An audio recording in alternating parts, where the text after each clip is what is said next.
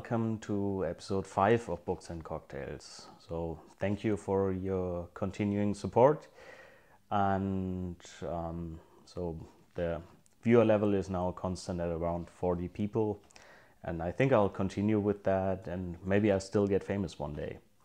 So have fun with today's episode.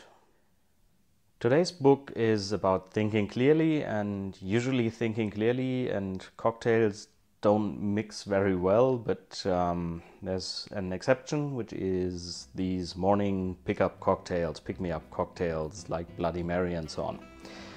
So I do a variant of the Bloody Mary called Bloody Maria, which uses tequila instead of vodka. So you take tequila, cold tequila, about 1 centimeter or so in the glass. It's really frozen, so it takes some time to come out. Okay. You add tomato juice, about 1.5 times the amount. A little bit of lemon juice, just for some acid. Then the original recipe calls for Tabasco, but I'm using what's it called? Pepper sherry, spicy and hot pepper sherry. So a couple of dashes, and you add a pinch of salt.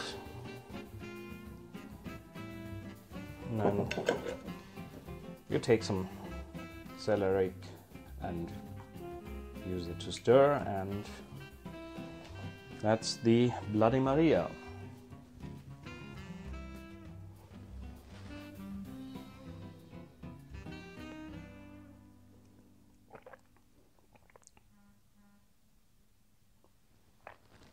Today's book I found in the English book section of the local bookstore, but later discovered that it actually was written in German.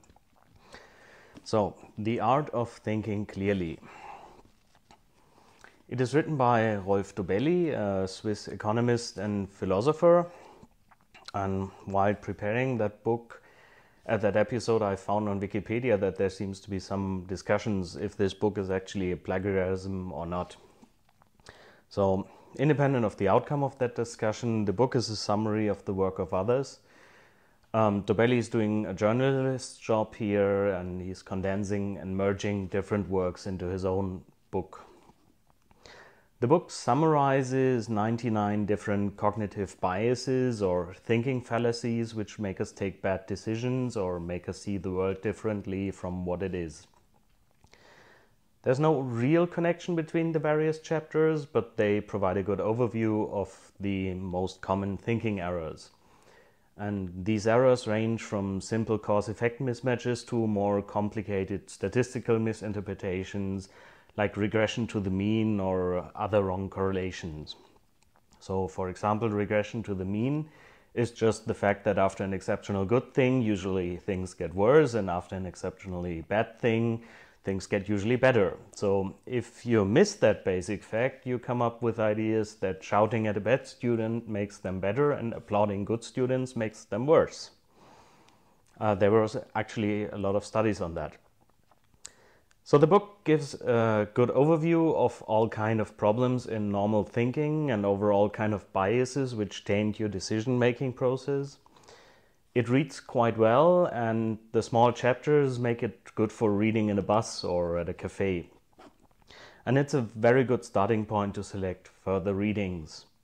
If you want to go deeper into the way thinking works, I would recommend Daniel Kahneman's Thinking Fast and Slow, which I will discuss in another episode probably.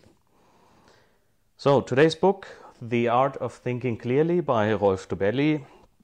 The American edition is published by Harper, and I paid 12 euros for that.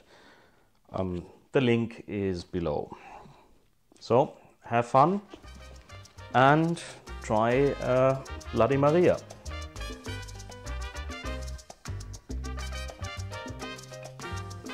And don't get this thing sticking in your eye.